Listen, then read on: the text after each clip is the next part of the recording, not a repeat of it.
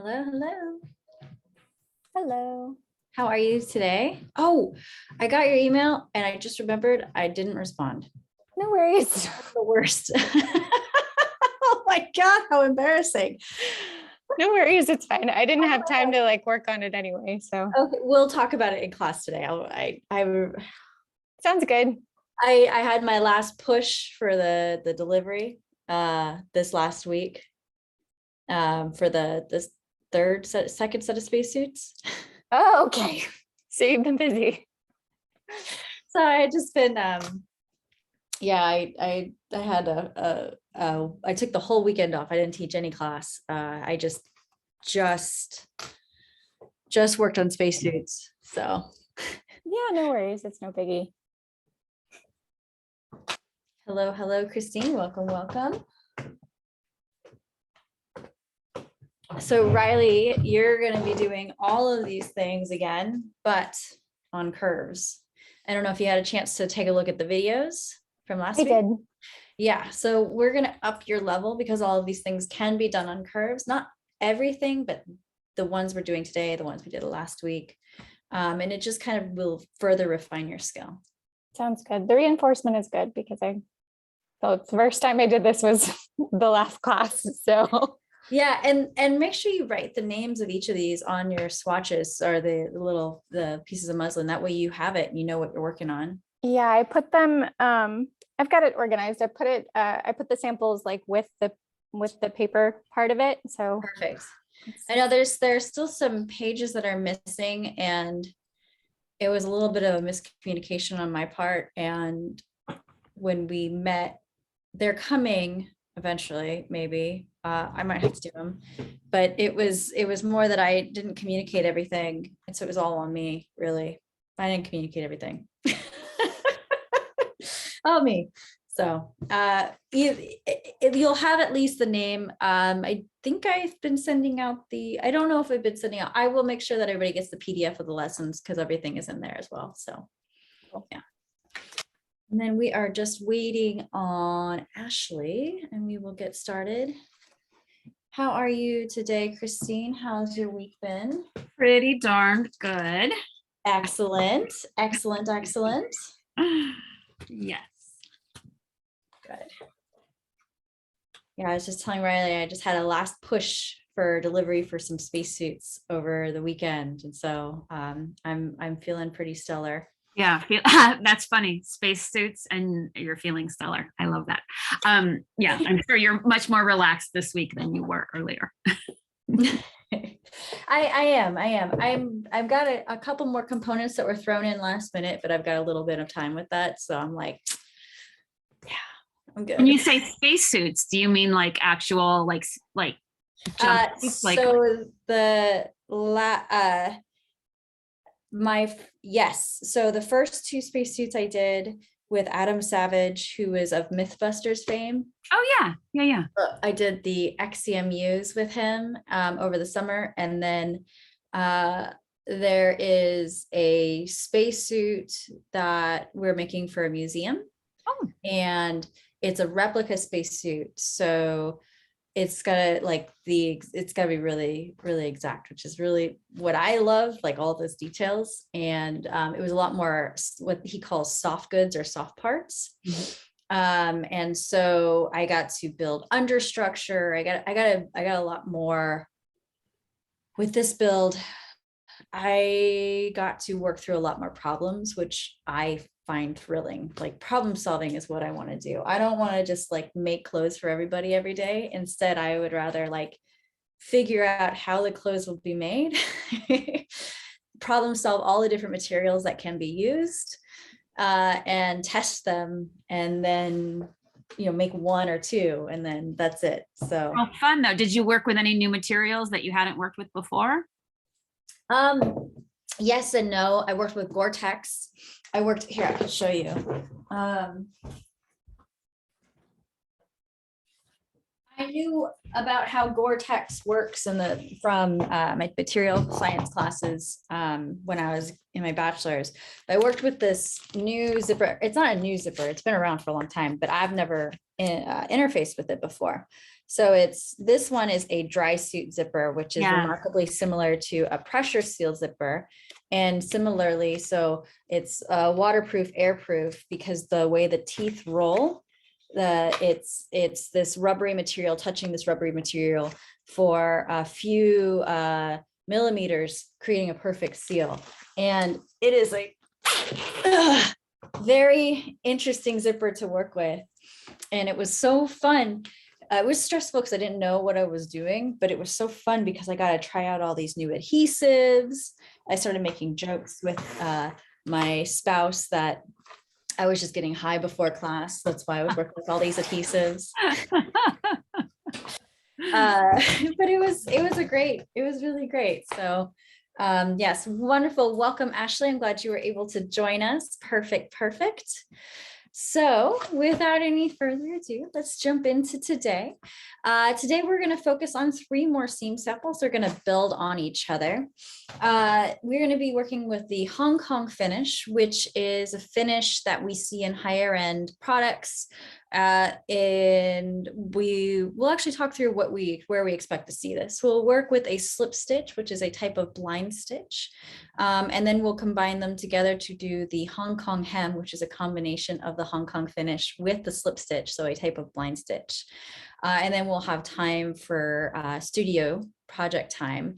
So we will need 1, 2, 3, 4 4x6s. We will need 1 2x6, and then we're going to need 3 2x6 on the bias. So here, let me type that out on here. So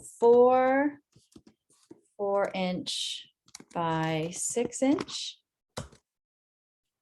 1 2-inch by 6-inch, and then 3 2-inch by 6-inch on the bias. And as a reminder, for the bias, we're going to want to go ahead and cut along the 45-degree line. So 45 degrees to our warp or our weft. So let's chat about this before we'll chat a little bit about these stitches. I'll give you a second to write these down so you know what you're cutting.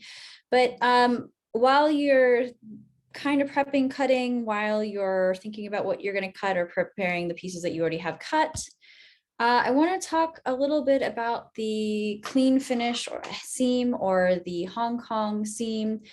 And just by looking at it,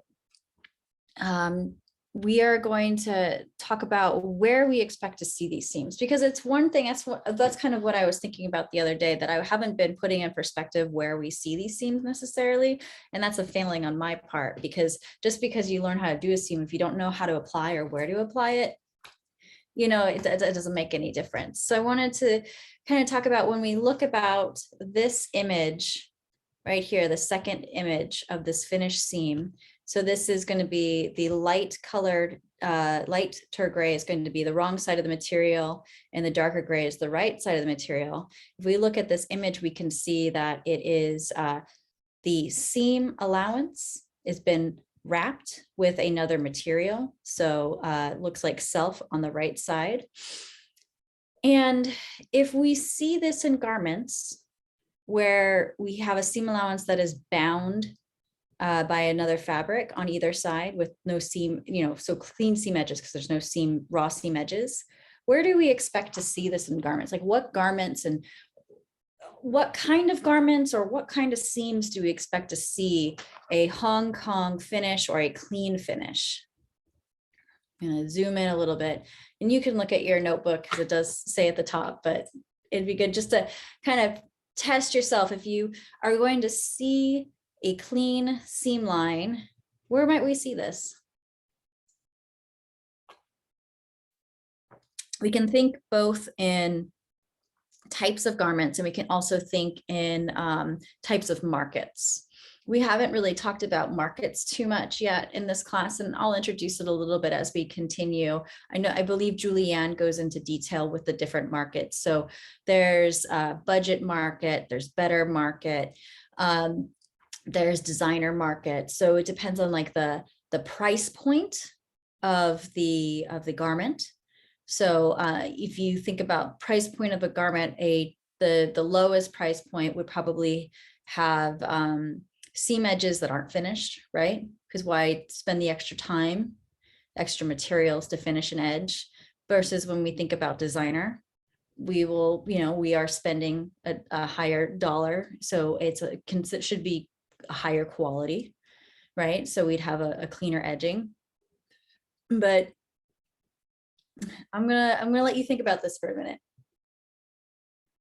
Is all three seams that we're doing today are the same seams. They're going to be seen in a similar market and similar types of garments.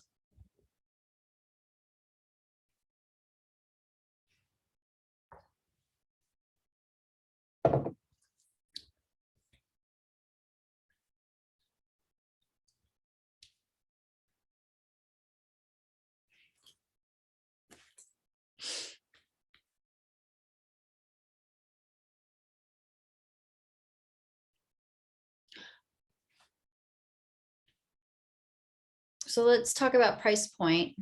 Do we expect to find a garment that has clean edges or Hong Kong finishes where the seam allowance are bound on either side? Do we expect to find that in a Ross or maybe a Barney's? Definitely the Barney's. So we'll probably see it more in Barney's. Late lamented Barney's, I should say. No, that's right. Oh,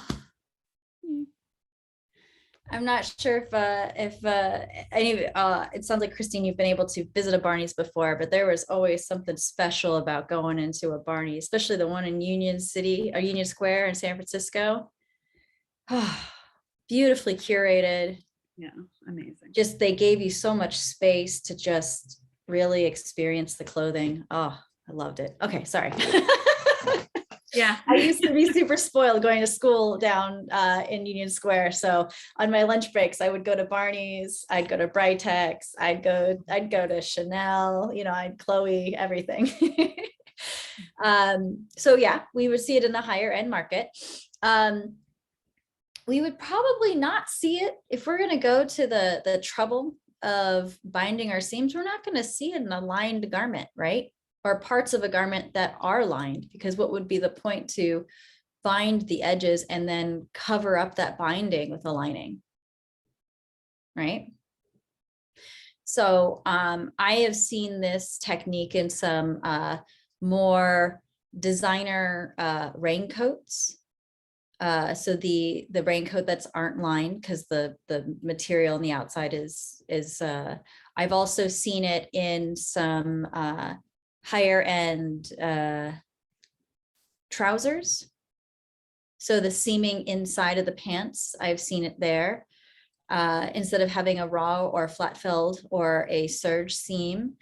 I've seen it in some blouses, but generally I see it in heavier materials like jackets, coats, pants that aren't lined. So it's a really great on heavier textured fabrics too, like this is saying. It's definitely a step above doing your pinking. It's definitely a step above your serging, because you could just ram something through the serger and then the edge is clean. But then it's got these little loops that maybe if you have long fingernails or you wear jewelry will snag on the loops when you go put your garments on. So this is a beautiful way to finish a seam. And if you're making your own clothing and you're not planning on lining your clothing, this is something you can do and then be assured that you don't have to worry about fraying. So it's just a really, really great, nice technique. So you don't have to worry about the fray. So we're going to. Can I ask a question about this seam real quick? Yeah. So if you were gonna put this on, say, I don't know, like a jacket or something, and the jacket's made out of like a nice solid fabric with some weight to it, but you didn't would you, in other words, could you use a different fabric to make your Yes. bias binding out of that wasn't quite as Yes. heavy. Yes, they oftentimes, if you're using a heavier materials, you will use a lighter fabric. That's a great question. I forgot to jump into that. A silk habotai would be beautiful. Just something nice and soft and smooth would be really nice. A lighter weight lawn would be also a great choice. So typically this will be finished in either self, you'd use the self for it, or you would use a lighter material. Great question, Christine. So for our Hong Kong finish, it's essentially, we're going to be using 2 of those bias pieces to wrap around each of the selvage edge. We did the southbound seam where we bound both the seam allowance around itself, but this time we're going to wrap bias around either seam edge. Because we are wrapping bias around these pressed seam edges, we can do this over curve. So this is why, Riley, I'm going to have you do this on a curved piece. And then from here, we're going to bring this. I don't want to jump back and forth because on Zoom it's a little awkward. So we'll talk about the next seam too.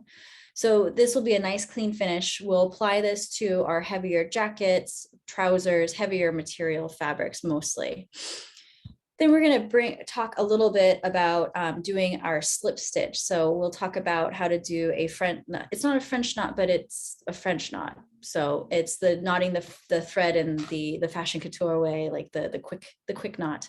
And a slip stitch is a stitch that we're going to have a piece of fabric, our facing piece, sewn to our muslin.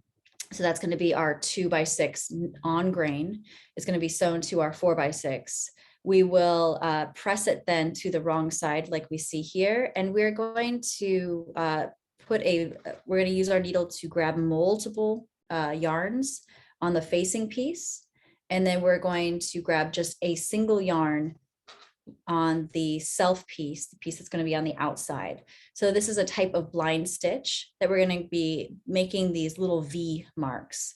So as we stitch, we'll have a long, rather long stitch, not, 3-4 millimeter stitch in between, and then we will go into the fabric only 1 or 2 yards. That way on the face side of the fabric, we have a very clean, very invisible seam. And once we do this demo, we're going to do the Hong Kong hem. And instead of doing it with grain, we're going to again use a bias so that we can use a curved seam. We're going to use a curved seam for Riley and me. I'll do the demo for both. And we'll curve it around the edge. So same thing where we, oh my goodness, sorry, so many things. So same thing, we're going to sew our bias end, and then we're going to have our bias piece stitched with a slip stitch to the self so that it's good and invisible, adding a little extra weight.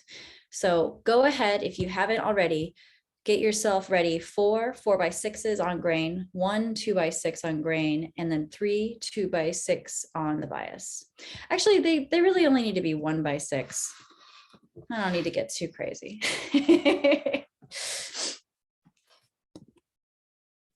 And then for Riley, why don't you go ahead and just use a French curve and just do a nice soft curve. It doesn't have to be very severe. So, yeah.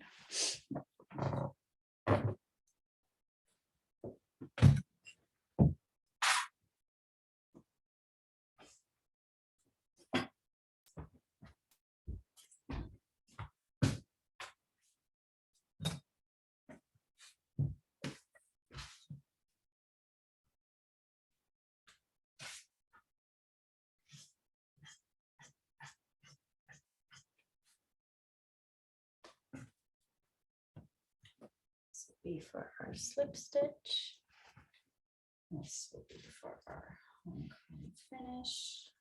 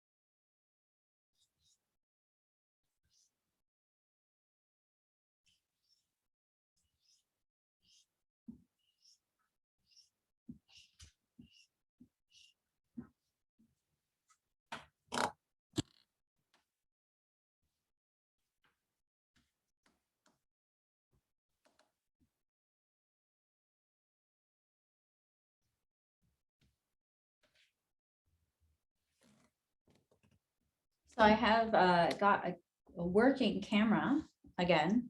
Is this clearer, more clear, this image? Perfect. Yeah. I can bring this around.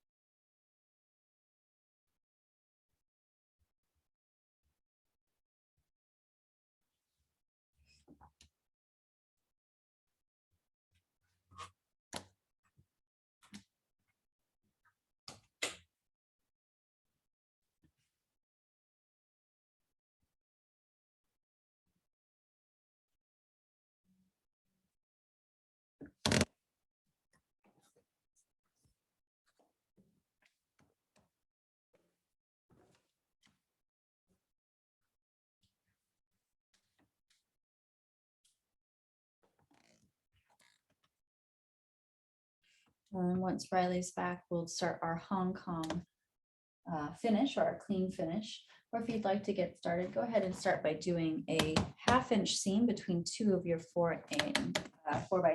So we'll start with a 1/2 inch seam with our two 4x6s placed together.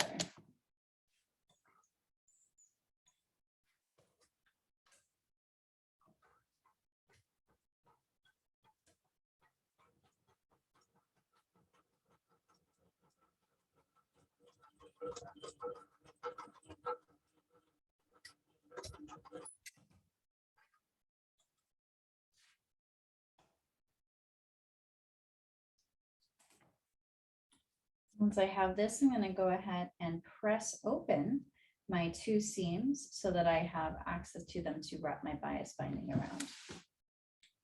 See, I got my little ironing table set up right here.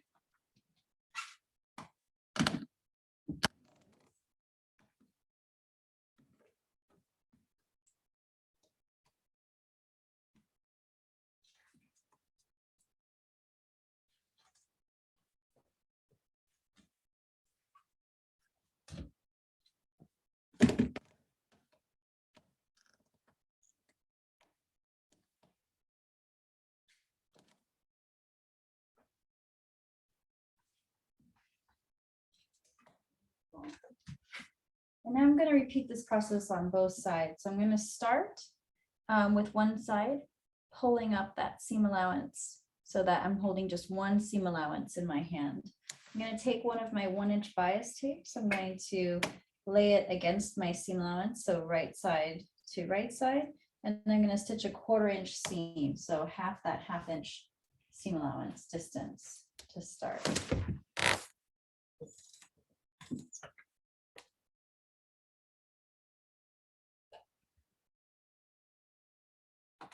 You don't want to pull your bias tape, because if you pull your bias tape as you're using it, you're going to make it more narrow. And you want to have that 1 inch to begin with.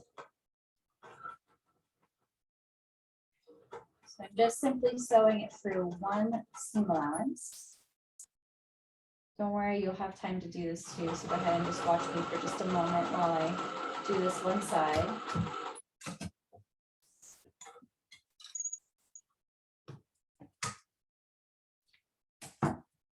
So now that I have sewn this to my one seam allowance, I'm going to trim the bias tape and that single seam allowance down to 1/8 of an inch.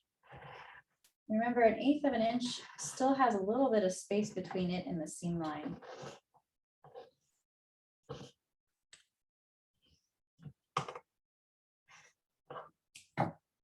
I'm going to, once I have this trimmed down on just that single seam allowance, I'm going to take this over to my ironing table and fold this over one more time, press this over, and then press it over, just like our self-bound seam, just past that seam line that we made on the seam allowance.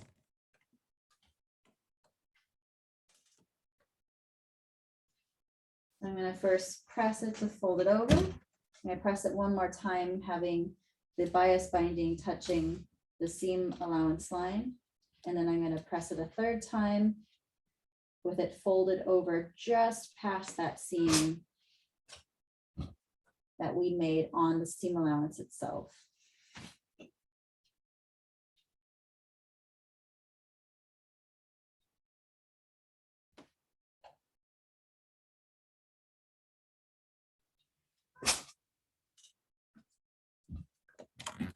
So I have the two seam allowances. The one that I've sewn it to, I first pressed it in half like this, touching, and then I pressed it over just past that seam line all the way down.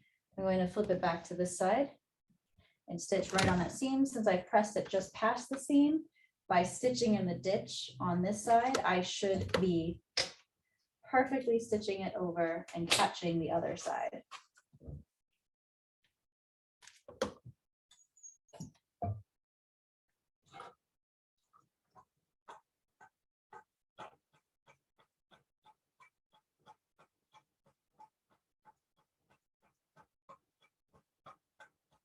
Stitching in the ditch is where you sew in the seam line that you just made. It's challenging. Be very patient with yourself. So I have that seam line here on this side. And then as you can see on this side, I was able to catch just enough of that on this side. I'm going to repeat the process on the other seam allowance. I'm going to demonstrate now on the curved seam as well. So go ahead and sew your, Christine and Ashley, sew yours on a straight seam, and now I'm going to demonstrate with the curved seam. So I've got my 2 layers of muslin with a slight curve in it. I'm going to sew my 1/2 inch seam allowance with my slight curve.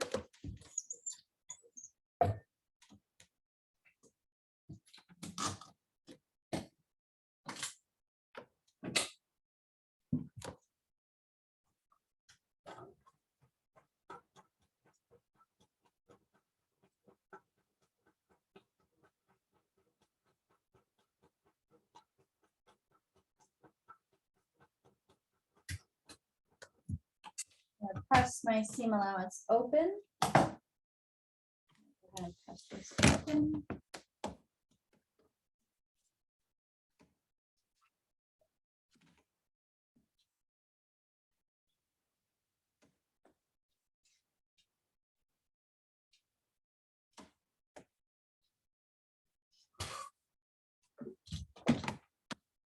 It's pressed open, same thing. I'm going to take my bias strip. I'm going to line it up with one edge. And I'm going to stitch it down at a 1/4 inch just on the seam allowance. You'll have a little bit of like, you'll notice the fabric is not as, well, it's not as flex, it's not a straight line. So you'll have to contend with it wanting to bunch and maneuver under you. Or your machine's screaming that it wants to get serviced, but you know, you've been busy using it.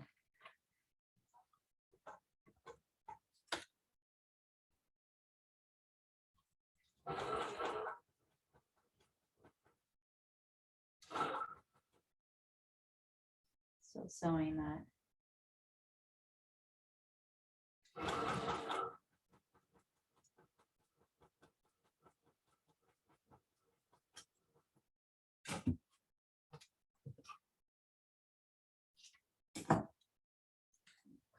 Access.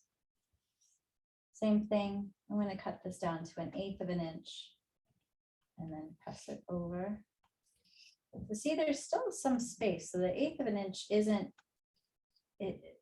I sometimes see people cut really, really close to the seam line. You need to have some fabric there to keep the seam intact, even with the wrapping. And then I'm going to bring this over and press my seam allowance towards the bias, press the edge of the bias towards the seam allowance and bias edges, and then finally press it over, just overlapping that seam allowance line just a little bit.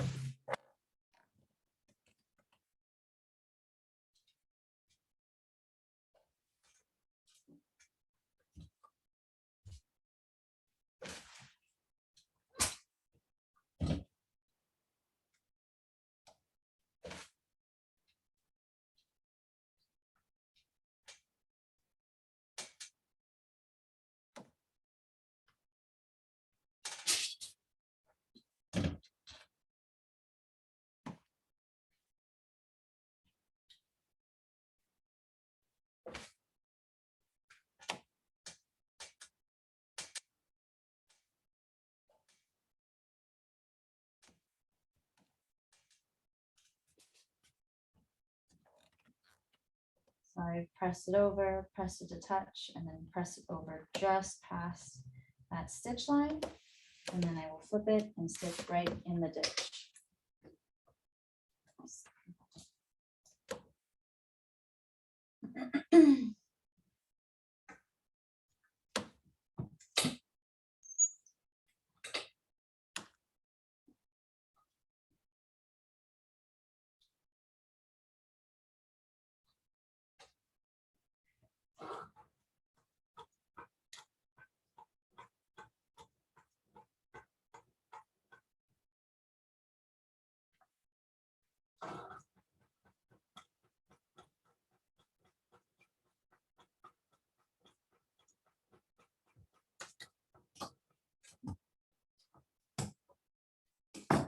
did an okay job of stitching the ditch, but as long as I've captured enough of this on the sides that doesn't roll out, I'm good to go.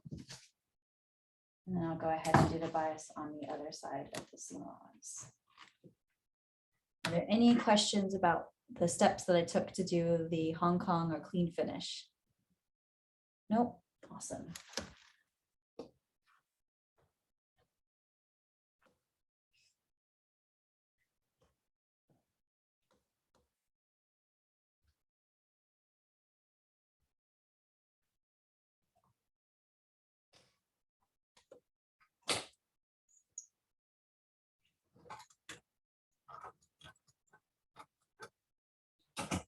Yes, yes,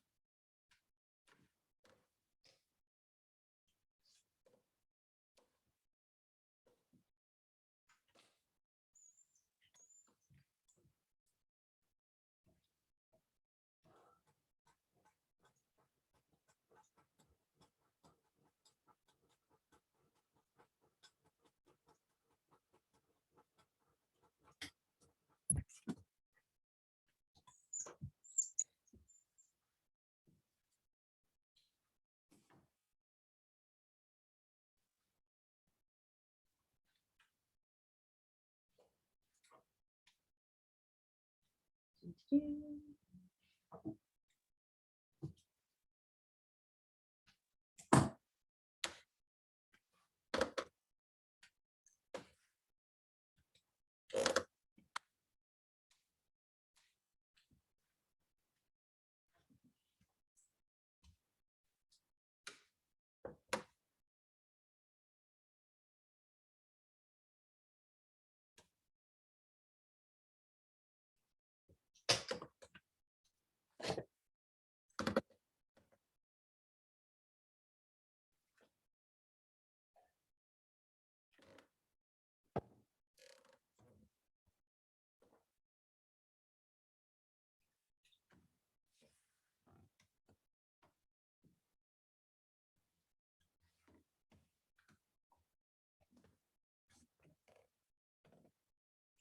And then when you've finished, I'd love to see your Hong Kong seam.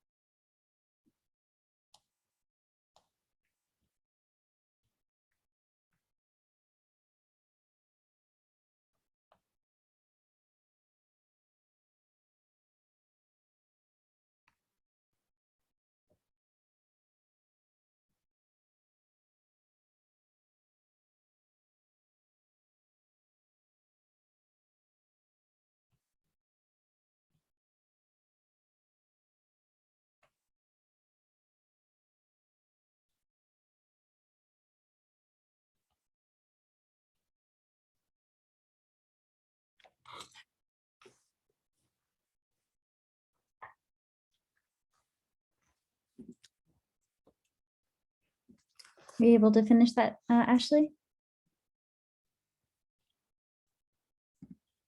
Let's see.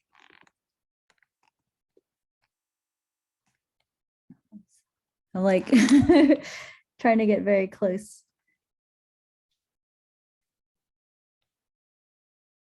I barely see the bias binding on there.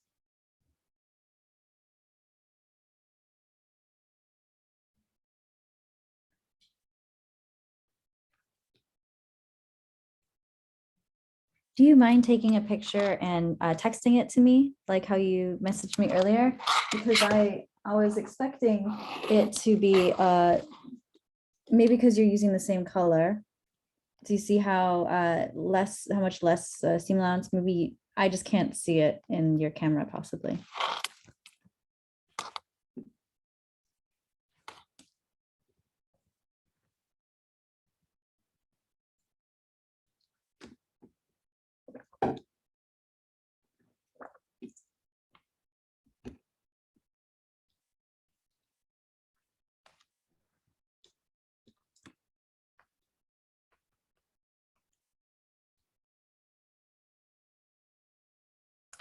Ah, okay.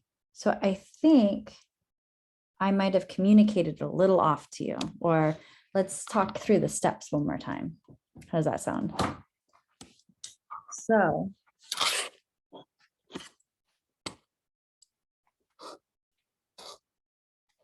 when you have your two seams like this, there shouldn't be two lines of stitches on this side. There's a line of stitching on this side, you might be able to see too. What you'll want to do is wrap around with the bias binding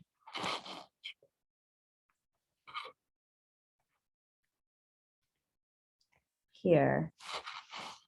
If I'm going to sew on this side, I'm going to wrap the edge here so that I can flip it around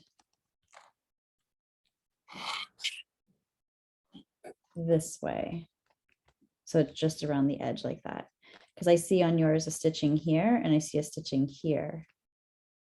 Like you stitched it down more flat, like along like that. Is that more what you did, or am I misinterpreting it because we're through Zoom? I wrapped, sorry if you can hear people talking. I wrapped it around the thing, but I think that decision was kind of just my thing because my seam allowance wasn't like big enough, or so like little things kept poking out. Okay, so what I want you to do for your homework for this week will be to do this seam one more time. And you'll want to start with a clean 1/2 inch. I can send you a more clear step-by-step instructions if that one page isn't enough. Let me make a note to email those to you so that you'll have a cleaner Hong Kong finish. And then you could show those to me next week, but we're going to build on it. So you'll have it pretty good by today, but we'll build on it. And then next week I'll see a perfect Hong Kong from you. And then Christine, how's yours coming out? Okay, so it's not pretty, and I too struggled with the width of my width of my original seam allowance. So I did get it, but it was super fiddly to keep it in place without pinning it a million times. And I'm curious. So first of all, like until I'm getting quite good at it, should I just pin? And then the second thing is, I remember when I was a kid, my grandmother would have all kinds of packages of pre-made bias tape that was like pre-folded. And I was thinking to myself as I was fiddling with my iron and trying to fold it, like, I'll bet that stuff, because it's already creased, is so much easier to use. And is there any reason why you wouldn't want to use the pre-made stuff that you could buy? You can use the pre-made, absolutely. The only reason you wouldn't want to use that is if the color wasn't right or if the weight of the material wasn't right. It's fine to use. You can absolutely use pre-made bias binding. And then as far as pins go, pins are a tool. And if this is a tool that is helpful for you, use it. use it as much as you need to. So there are times when I pin a lot and there are times when I don't pin so much. So it just takes time. I've been doing this for over 30 years. So like, I have a lot of dexterity in these hands. So. Yeah. And that takes a while to acquire. Yeah. Okay, Riley, let's see your curved one. Just to add in on the bias binding thing, there's I picked these up and they're pretty helpful too to help you make bias tape. But anyway, this one's fine. Oh, very clean. Beautiful. Yes. So I think to help with that seam allowance for everyone, yours looks perfect, Riley. That you'll have, you sew it 1/4 inch to your 1/2 inch seam allowance, and then you trim those 2 down to 1/8, fold, fold, fold, just past that seam that you made with the bias binding and the self, and then stitch in the ditch on the other side. I'll go ahead and email slides and I'll add some more images for this so that it's more clear, but bias binding is great. Pins are great. No problem. Okay. So we're going to move into our slip stitch. And so what you're going to need is a hand sewing needle and some thread. And I'm just going to continue with black, stealing some from my machine. When you're sewing by hand, you're going to always want to not use more thread than from the tip of your thumb, between your thumb and your forefinger, up to your shoulder. When you get longer than that, you're just asking to get tangled. You're just asking for, a headache. So I always recommend never having more than this. So first we're going to focus on learning how to do our knots. And then we're going to walk through the slip stitch which is a form of blind stitch so that we can utilize it for our Hong Kong finish. So let me go to my other camera. I think you can see my hands more clearly. So for this knot, it's not a French knot, but I've heard it called that. Let's see if I can get in focus. Come on, focus, focus, focus. All right. So the idea of it is I'm going to use my finger as like an anchor point and a way to roll the knots that twists on itself. So I'm going to start by grabbing the thread between my finger and my thumb. I'm going to wrap it once or twice around my first finger. And then I'm going to push my thumb to my first finger. I'm going to push my thumb forward and down, and I'm going to push my first finger up and back, so that what's happening is the threads are wrapping over each other. So they're spinning, spinning, spinning. And this is a way to make a quick double or triple knot. I am using a filament thread, which is not as easy to use for hand stitching. Oh, let me get some cotton thread.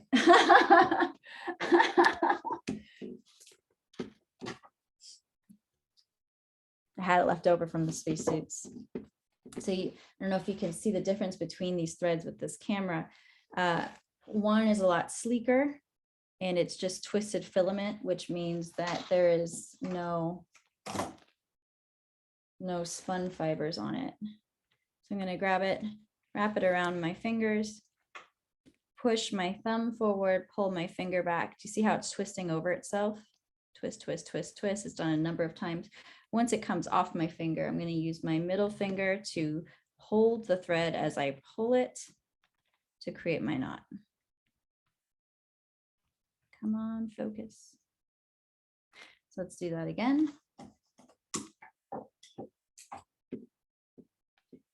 Between my finger and my thumb, wrap it around once, maybe twice, push down and forward with my thumb, back and up with my finger so that they are twisting over each other, over each other, over each other. Once it's off my finger, grab the thread and pull it to create your knot.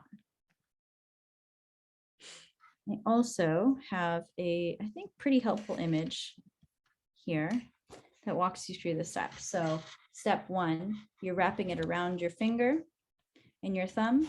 You're pushing your thumb forward. You're pulling your finger back until it comes off of your finger, just on your thumb. Then you're grabbing it with your middle finger or with your other hand to pull the thread to create your knot.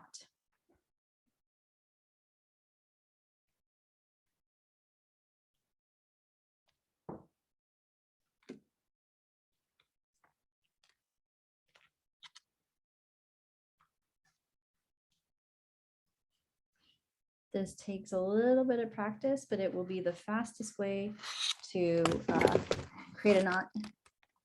And you'll be thanking me later for it. Especially for hand stitching. Oof, boy, hand stitching.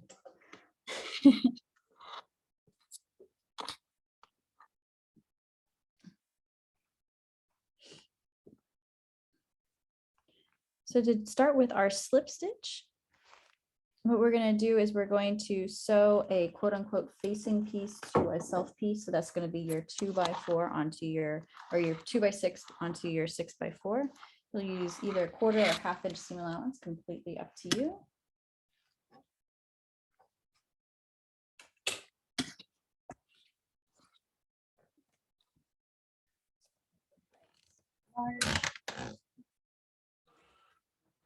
Back stitch.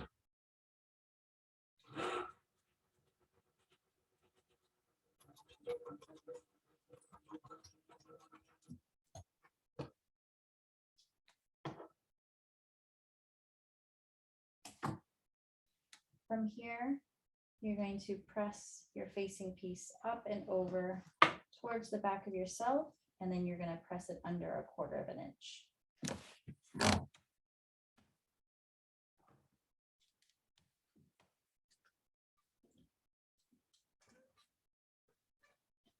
So first, I'm pressing it flat towards the facing, and then I'm folding the facing up and pressing it towards the self.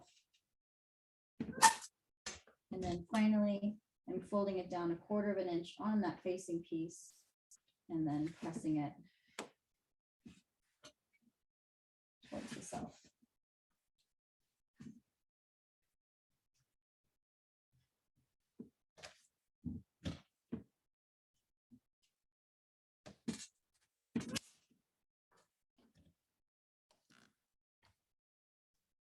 So I have it sewn on. Press the seam allowance towards the facing, press a quarter inch on the facing, press it up towards the self. This is going to be the prep for your slip stitch piece. So why don't you go ahead and get to this part with your 2x6 and your 4x6, and then we will hand stitch together.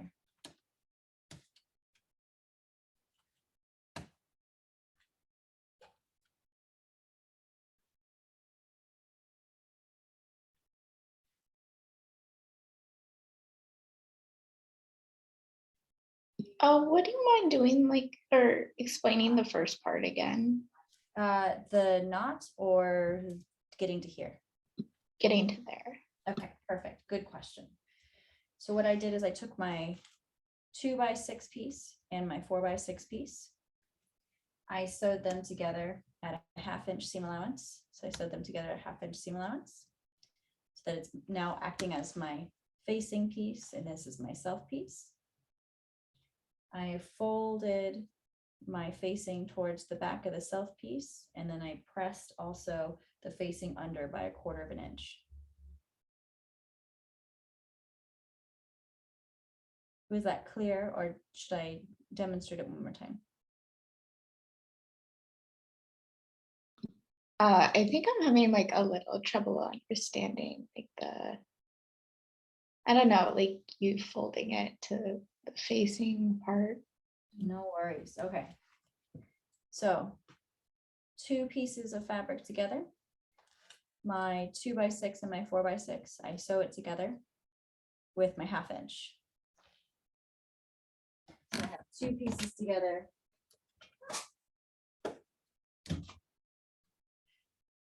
Right? My little guy with this. I can then either start by pressing up that raw edge on my facing a quarter inch and pressing it down.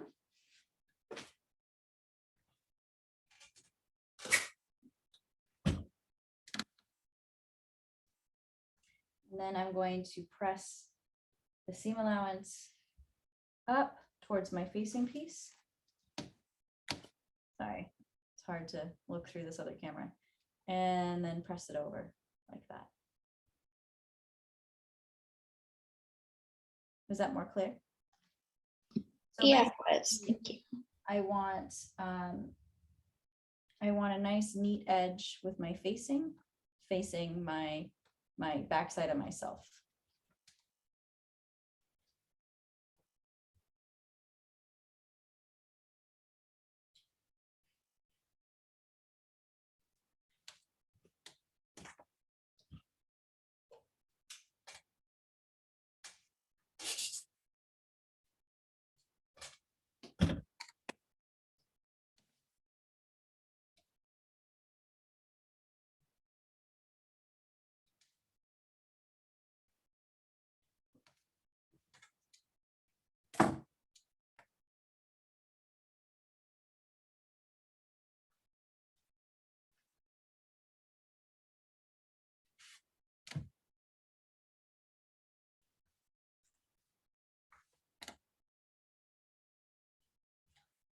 And I think we're gonna push the Hong Kong hem to next week, which will be good because we can refresh on what the Hong Kong and the slip stitch is next week and put it back together all together, but we'll do the slip stitch this week.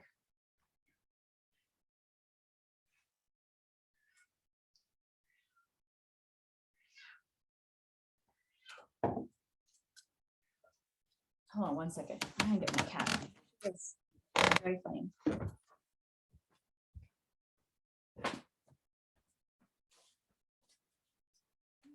Come on, come on, come on. Come here.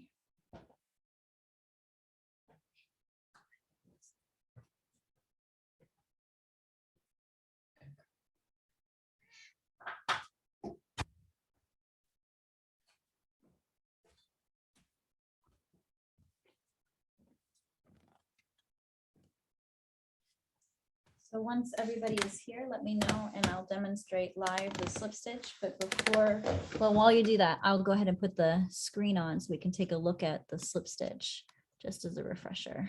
So how the stitch is going to work. We will start by anchoring our knot in that 1/4 inch fold on our facing. And we will make a nice, and then we'll come out of the top of that and we'll grab one thread with our needle. So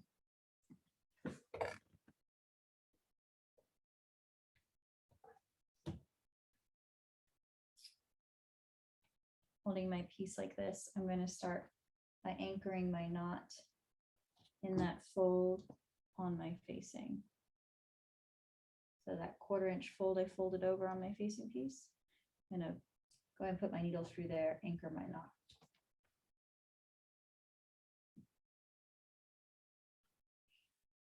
I'm going to come over about 2 centimeters and grab a single yarn with my needle on the self piece. So a single yarn, you can barely see that here. And I'll pull it through. Good girl. Hold on one second.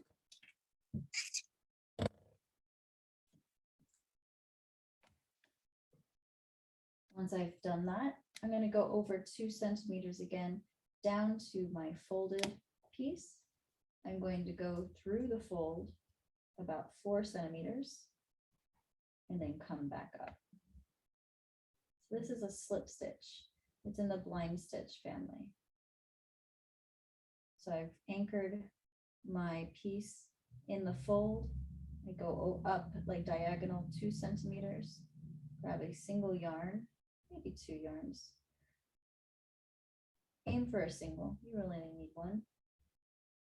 Pull your thread through that single yarn and then come on back down to the fold of your 1/4 inch on your facing and go over about 4 centimeters.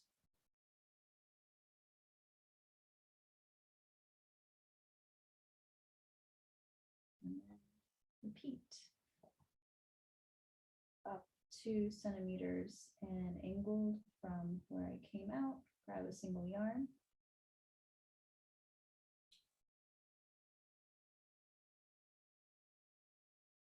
Oof, that is too long. Come back down to the fold, again angled over 2 centimeters. And then go through the fold about 4 centimeters.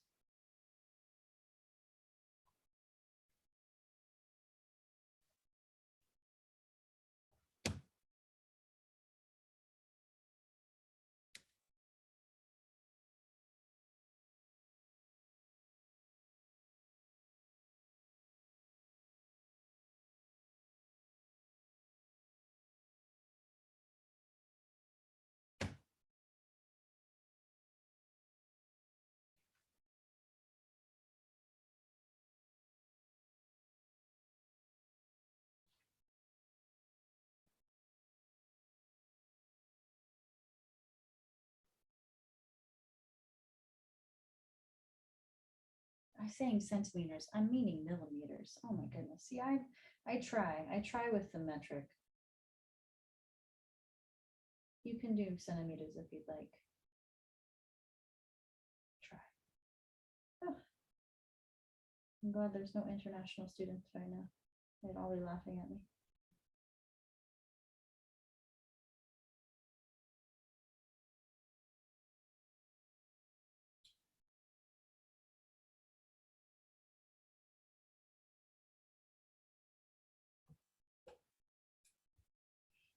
And after you've done a few stitches, you can come around to the other side and see that it is indeed, even though I'm using black thread, just about blind.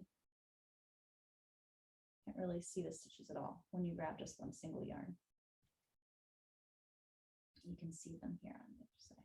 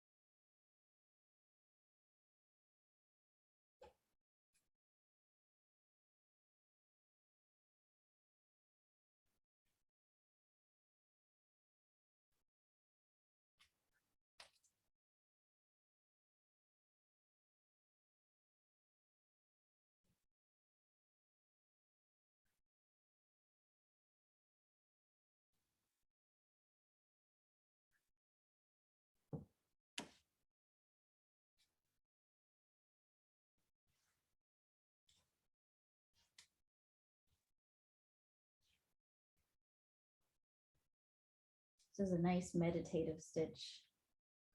It's a form of hand stitching the blind stitch, slip stitch. The more regular you make your stitches, the better it will, look. And it's in the blind stitch family, so you really don't see it much.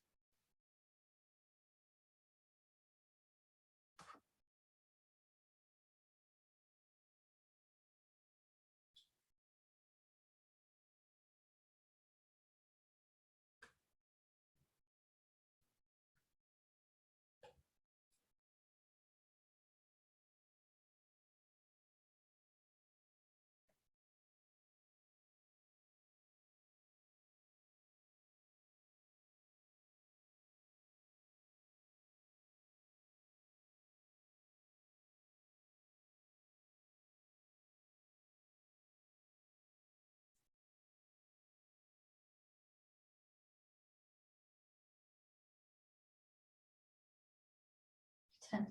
I'm looking at mine and they're getting longer as I go. It's not hard to do.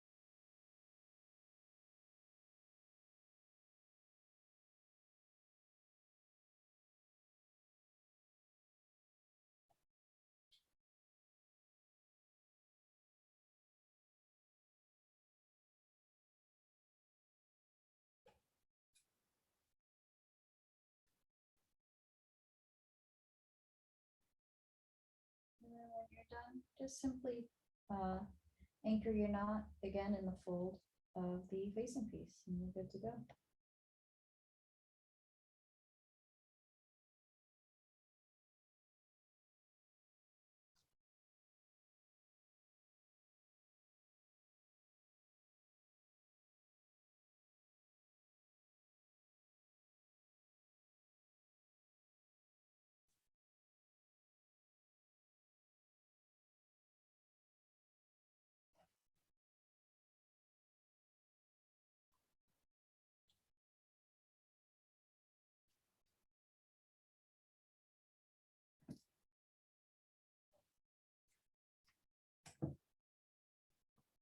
So then on one side, you have maybe little picks you can kind of see. And then on the other side, you have your stitches.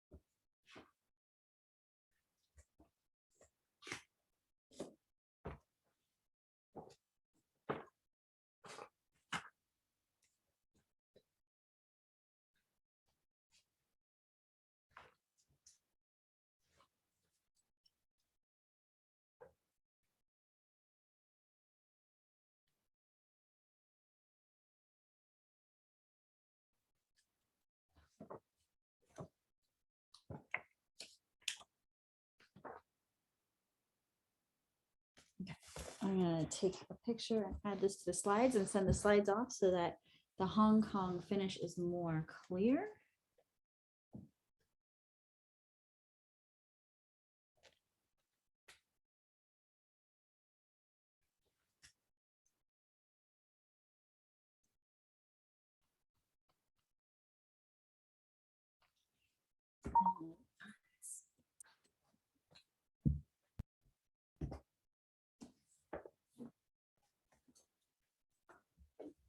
So many sewing books.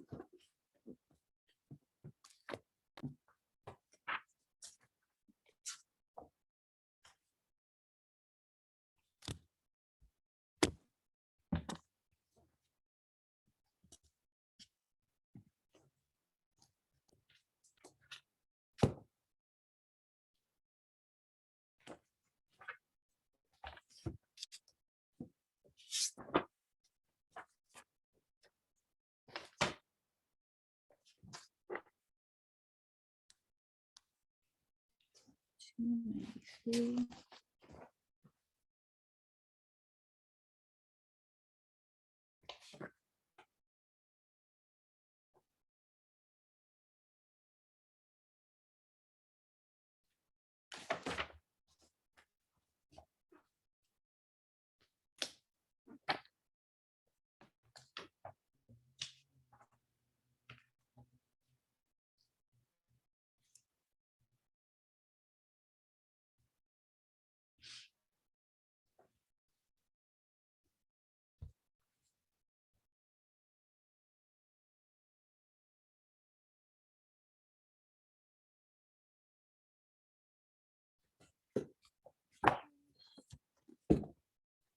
I'm pulling from my great library of books so that there's lots of images for you. I have more books than I know what to do with, but they all have good diagrams. So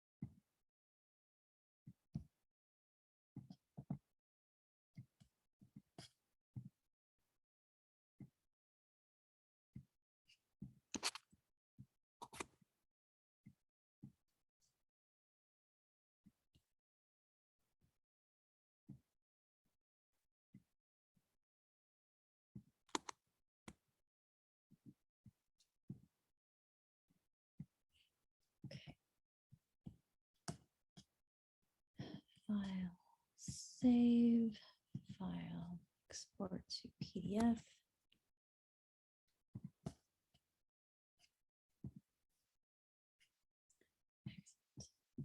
Okay, I will email that with more images on how to do these things.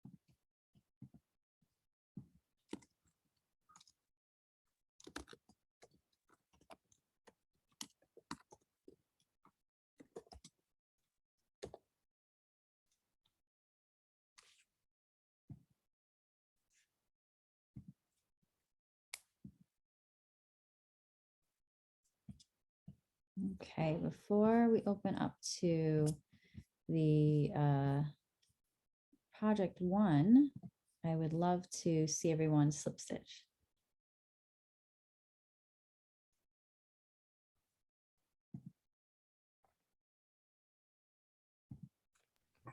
This one's fine. Oh, that's beautiful. Let's see the other side. Can't even see it. Lovely. It Lovely. looks, it looks so different from my first one. This is from last semester. Yes, look at that improvement. Huge improvement. Excellent. Okay, well then this will be my before. Riley, my next one will be as good as yours. Just kidding. Okay, so here's my the right side, and there's Mhm. only one area where I grabbed a couple of, where is it? I can't even see that. That's There's like perfect. It's beautiful. One where you can see the black thread. The reverse side is not so pretty, but it got the job done. It did get the job done indeed. That looks great. Excellent, Christine. Ashley, how is your slip Um, coming? Is it okay if I finish it for homework? Yeah, absolutely. Let's move into, how about, let's see, it's almost, oh my God, time is flying. Yeah, let's move into first project. Riley, I'm looking through your email right now.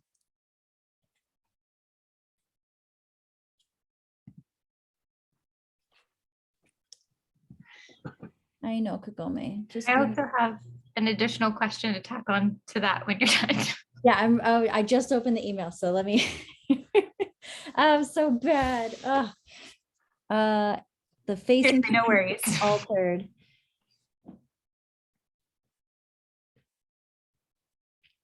Oh, yeah, let me take a look at this.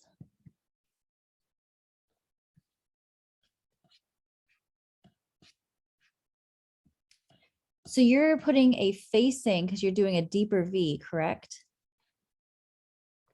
I think it's the- just part of the pattern. Yeah, the facing is going to stay the same because it's going to look like a button down shirt dress, right?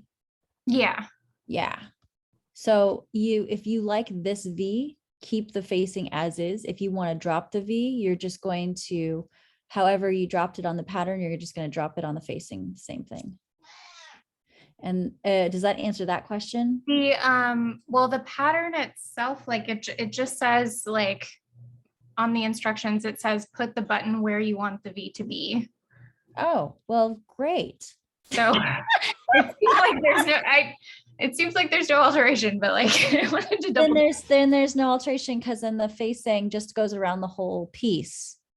And there's not like, remember how we did a button facing, because if your neckline comes down, then the neckline would change. But I think the facing is going to be as if it's like this, but because it has that lapel, like that little lapel notch, Mhm. that's why it's just be where the button lies. So I don't think the facing adjusts. And then how do you connect the lining? That's a great question.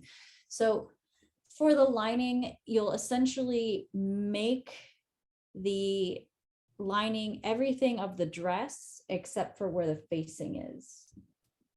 So if you cut the dress pattern out, then without the facing, with the lining, you will then cut the facing away, but you'll have a seam allowance on that. So let me see if I can illustrate that. Let me think about how I can best illustrate that. Let me take a look through the instructions real quick. What is your additional question I can ponder as I'm looking? My other question, so I wrote it down on my notes when you told me how to adjust, like, the actual dress part of it to like to come out a little bit. And I was confused by what I wrote because I wrote on my notes to add an inch to each part of the sleeve, but like I wasn't sure if I understood that right, because like I didn't add an inch to the top of the pattern, like where the armhole was for the side seam. I'm So looking at your image right now. yeah. Because we were talking, so we were saying at the side seam, not at the sleeve necessarily, because I understood it that you want this to be pretty straight up and down, correct? What I did, what I ended up liking more was like going out 5 degrees. Perfect. So I didn't add an inch to the top of it. It ended up being an inch towards the bottom. That's beautiful. And you tapered it up to the top. Yeah. right? Then you don't have to adjust the sleeve at all. Okay, cool. Because- Just wanted to make sure. Yeah, no, great. I'm looking through your instructions right now, and then I'm going to get back to you on your lining because I'm going to think of a better way to explain that versus how I just said it. Okay, I haven't read through the instructions myself, so I should probably do that. Well, we can do it together. I'm looking at it right now. I got the blog open, so.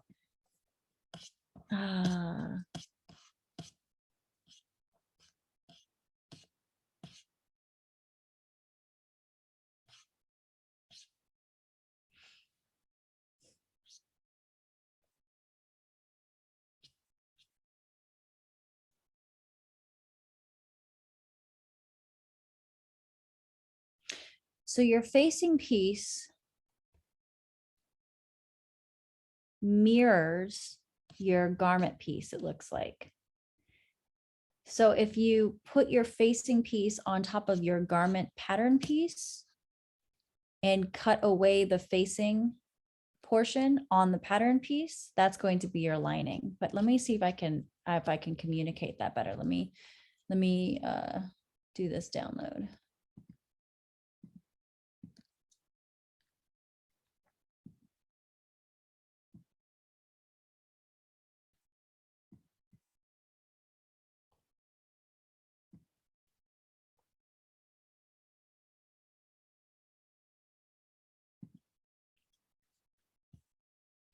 Sorry, I'm trying to remember how I can look at the pattern again.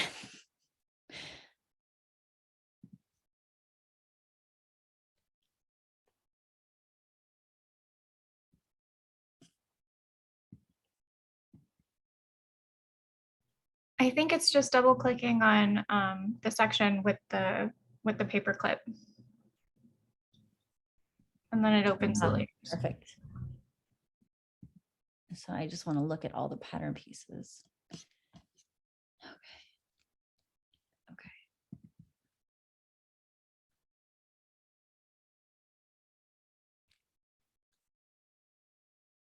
Yes.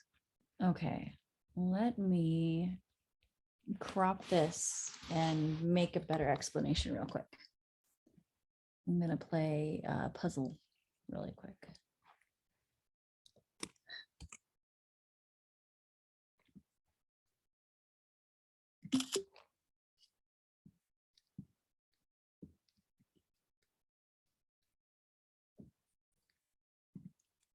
And if I go to screen share, and I come here and I make a slide, I can show you live what I'm talking about. Bam, bam, bam. Huzzah. Okay. So I'm gonna do a couple things real quick. So I'm gonna isolate my facing piece and I'm going to put my this is my back, this is my front. I'm gonna rotate my front so that it makes a little more sense. So give me 1 second.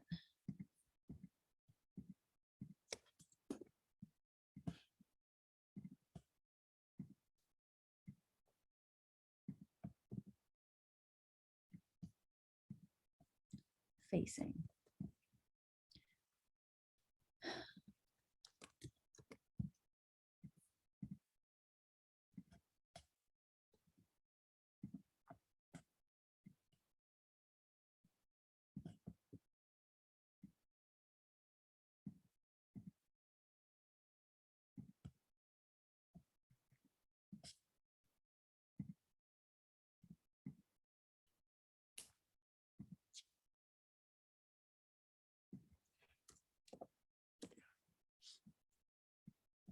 Okay, so if this is my pattern piece and this is my facing piece, oh, I'm gonna have to bring it into Photoshop a bit, bring to front.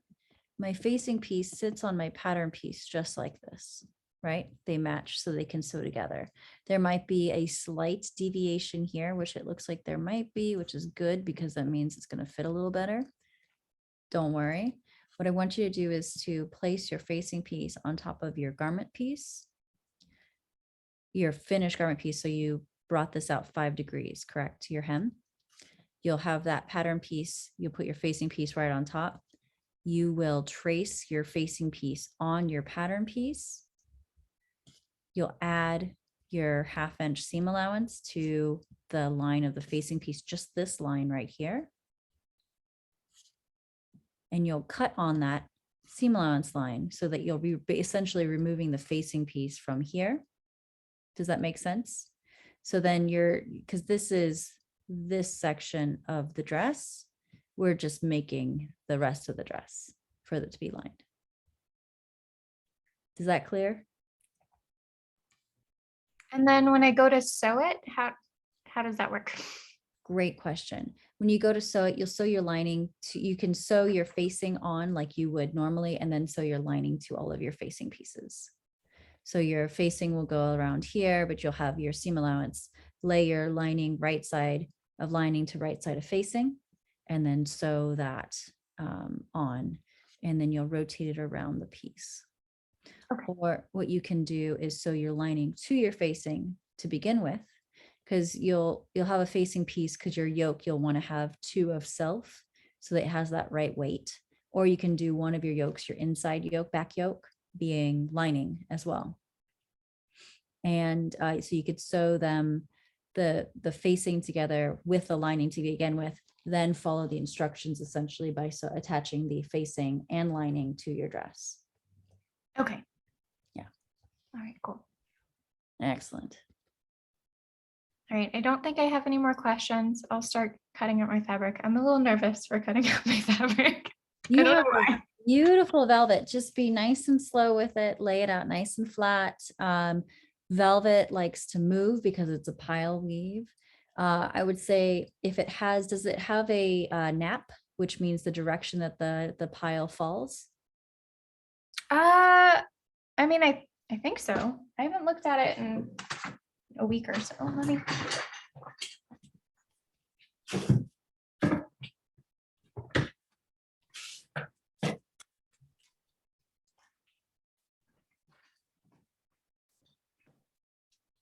Yeah, it does.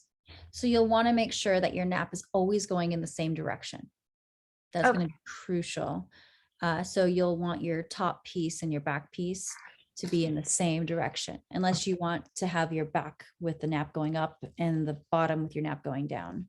So naps typically go in one direction, so it's become a one-way directional fabric. Okay. All right, good to know. Thank you. Yeah.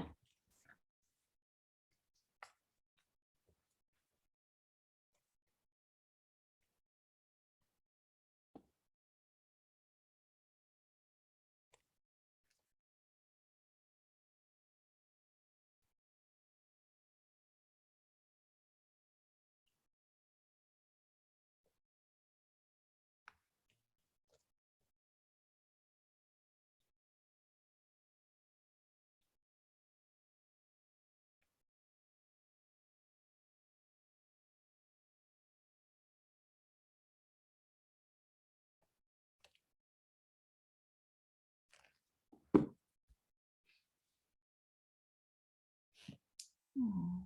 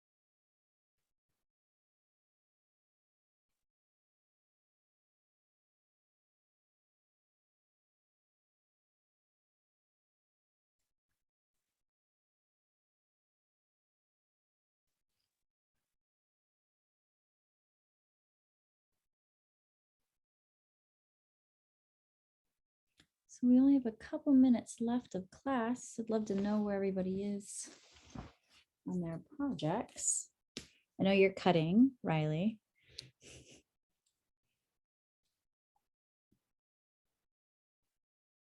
How are you doing, Ashley? Oh, I'm good. I'm just trying. I have a bunch of like gathering stitches, but now I have to like actually gather it. And so I think it's taking me a while because it's like a long thing that I have to condense it. And so, but Take your it's time. good. It looks pretty. Like it's like, I don't know. I like how the gathering Oh, looks. yeah. I love how they have the third, there's 3 rows, right? Of the gathering. There's stitch. 4. Yeah, it creates such a beautiful smocking. It's gorgeous. Yeah. Yeah, it's pretty. But I'll just take my time, make it look nice. But Exactly. Take your time, gather it, and then like make sure the gathers are as even as possible when you pin it, and yeah. it'll be perfect. Excellent. How about you, Christine? How are you doing? Well, I am putting in the waistband of my skirt and making the waistband and the skirt the same length is challenging. I also was gathering too, and then came into some problems with my the thread I had used Gathering stitches? for the gathering stitches. Yeah, Did it so break? it didn't actually. It was too strong. It was Oh, like slightly thicker than regular thread, which I didn't really realize until it was time to like try and anyhow. I learned a lesson, so I unpicked. That was a lot of what I. That's okay. You learn a lot more from your mistakes than you do from your successes. did you is your bobbin and your top thread the same? That is something that I learned. No, Yeah, they if you weren't. have it, That- if you have them the same, even if you're using a thicker thread, if you have them on that same text, if they're the same thread, then it'll be easier. But if you have different, oh, That's okay. Like honestly, I will never do that again. very true, very true. Well, excellent, everybody. I will see a couple of you for the next class in a half hour. Take care, Christine. I'll see you next week. See you next week. Bye, guys. Bye. Hi, see you soon.